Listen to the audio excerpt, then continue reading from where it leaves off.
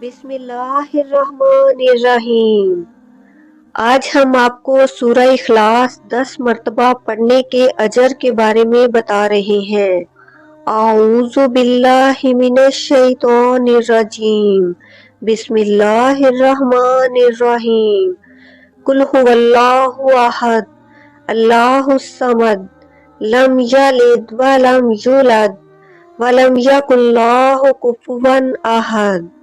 یہ 4 آیات پر مشتمل سورہ اخلاص بڑی اجر کی حامل ہے۔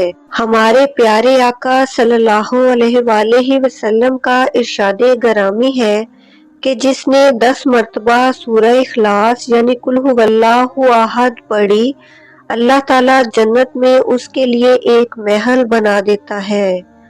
ہم اللہ تعالیٰ سے دعا کرتے ہیں کہ اللہ تعالیٰ ہمیں دین کی سمجھ نصیب فرمائے، آمین۔